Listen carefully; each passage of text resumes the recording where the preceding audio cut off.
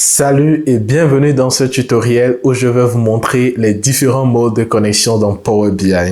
Selon le mode de connexion que vous allez choisir, ceci peut impacter la qualité, la performance, voire le niveau de sécurité de vos rapports.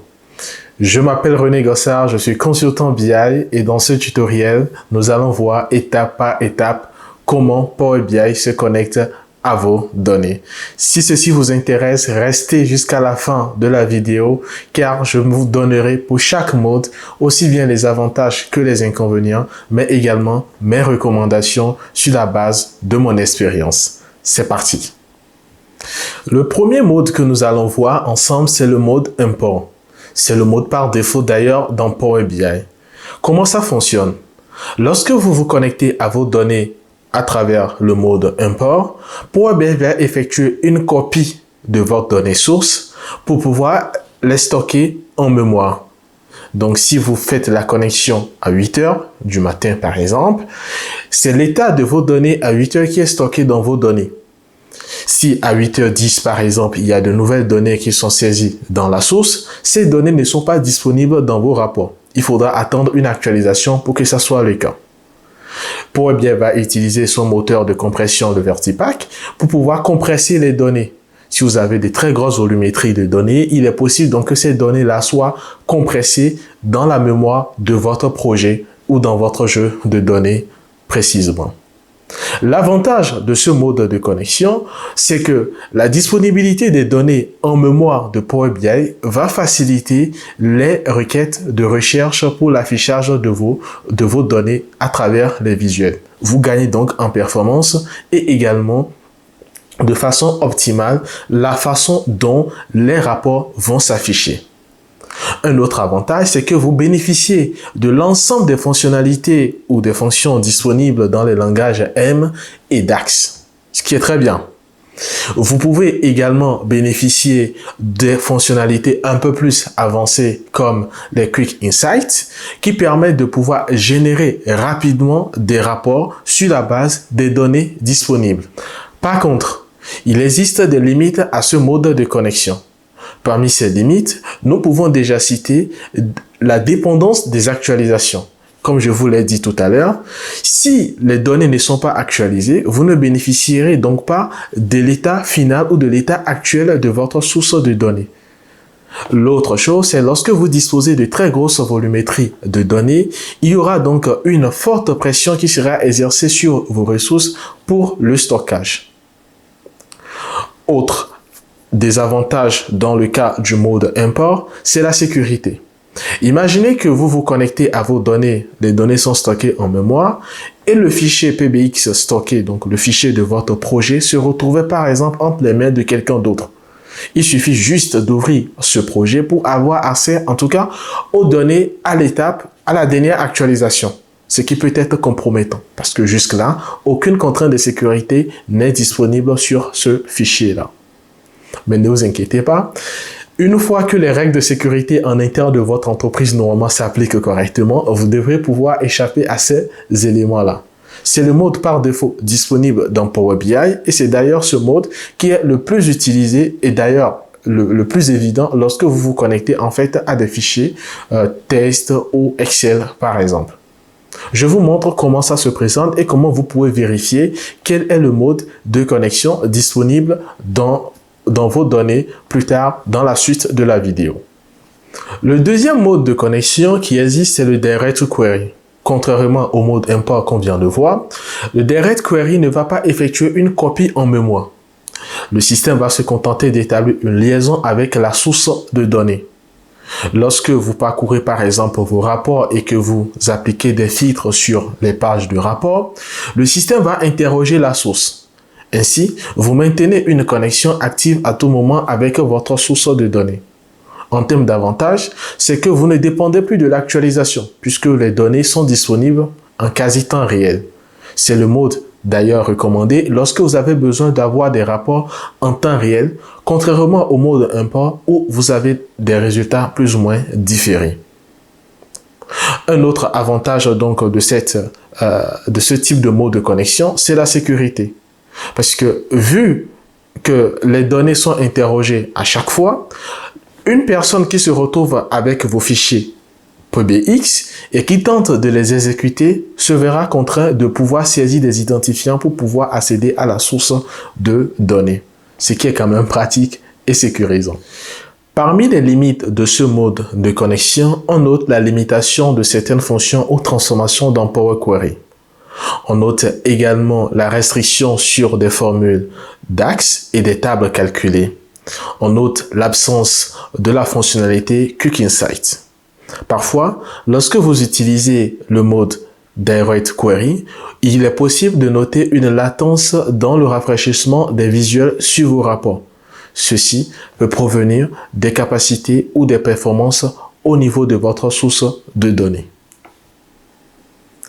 Le troisième mode de connexion disponible dans Power BI, c'est la connexion active.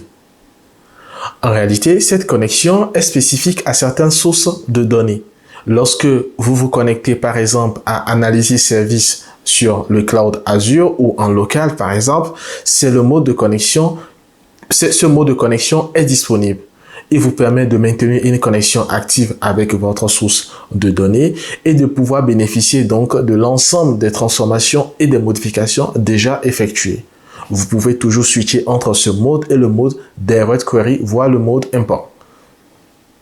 Le dernier mode que nous allons voir, c'est le mode de connexion double, qui combine à la fois le mode Import et le mode Direct Query.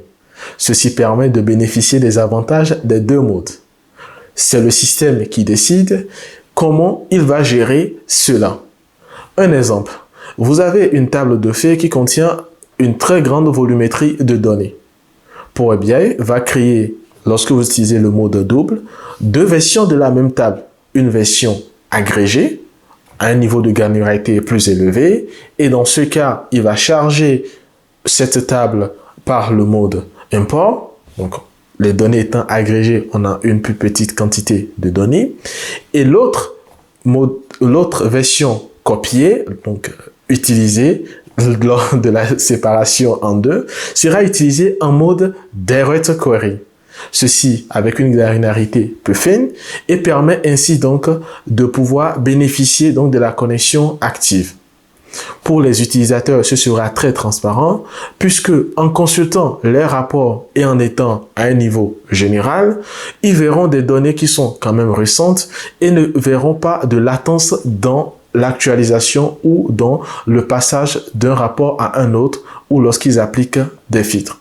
Mais lorsqu'il va descendre à un niveau de granularité plus petit, ils pourront sentir une légère latence qui pour la conscience est quand même assez normale puisqu'on quitte un niveau élevé vers un niveau plus bas. L'expérience utilisateur est conservée et vos rapports vont toujours continuer à travailler correctement. Dans le tutoriel qui sera dédié aux relations entre les tables, je vous montrerai les contraintes liées à ce mode de connexion. Voyons maintenant en pratique comment je peux modifier les modes de connexion lorsque cela est possible. C'est parti. Pour cet exemple, je vais me connecter dans un premier temps à un fichier test, donc Customer Dataset par exemple, et je vais directement charger. J'ai fait une vidéo qui vous montre comment récupérer des données depuis un fichier test. Vous pouvez cliquer sur le lien qui s'affiche à l'écran afin d'aller regarder si vous ne savez pas comment cela marche. Je passe directement dans charger pour les besoins de ce tutoriel. Comme vous pouvez l'observer, à aucun moment on ne me demande de choisir le mode de connexion. C'est tout simplement parce que pour les fichiers test, Excel ou autres, le mode de connexion disponible reste le mode import. Pour regarder ça, je viens dans la vue du modèle, je sélectionne ma table et dans le volet des propriétés un peu plus en bas, je clique sur option avancée. Comme vous pouvez le voir, le mode de stockage ici c'est le mode import. Je ne peux pas le modifier puisque ce mode est le seul disponible lorsqu'on est dans le cas de fichier. Voyons maintenant lorsque je me connecte à une base de données SQL. Comme vous pouvez le voir, il me propose ici deux modes, le mode import et le mode Direct Query. Si je choisis le mode import comme on vient de le voir, il y aura une copie en mémoire de mes données. Dans le cas du mode Direct Query, ce sera une connexion active.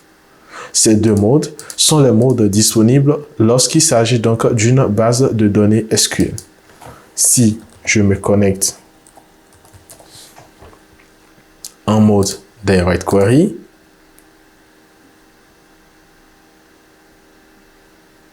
je viens sélectionner par exemple cette table de faits, je fais charger. Donc ça, c'est un message de risque de potentiel de sécurité. Si je sélectionne ma table, pareil, dans les propriétés options avancées, je vois les différents modes disponibles. Donc selon la source de données, il peut exister un ou plusieurs modes possibles. Je vois le mode Direct Query ou le mode double. Je peux quitter le mode Direct Query pour aller vers le mode double. Dans ce cas, un message est affiché pour m'alerter. Tout comme je peux quitter ce mode pour aller vers le mode import. Pareil, un message sera affiché pour m'alerter. Parce qu'en quittant le mode Direct Query vers le mode import, le processus est irréversible. Ce qui veut dire que si demain je décide de revenir au mode Direct Query, je dois recharger à nouveau ma table depuis la connexion en supprimant ce qui est déjà disponible. Donc, il faut faire très attention lorsque vous voulez changer de mode. Pour tester le mode de connexion active, je vais essayer une connexion Analysis Service. Donc, comme vous pouvez le voir ici, j'ai cette fois-ci soit le mode import ou la connexion directe ou la connexion active. Ce mode-là, il est disponible uniquement dans ces cas où je me connecte soit à Analysis Service sur le Cloud Azure ou lorsqu'il s'agit d'un serveur local. Et voilà, c'est tout pour ce tutoriel. Vous connaissez désormais les différents modes de connexion, les avantages, les inconvénients et dans quel cas on peut les utiliser. Rappelez-vous, lorsque vous avez besoin du temps réel et que les contraintes l'exigent, le mode Direct Query est ce qui est recommandé. Lorsque vous n'avez pas des contraintes de temps réel et qu'une actualisation chaque 30 minutes ou chaque 1 heure pourrait convenir ou au-delà, le mode import serait une bonne solution.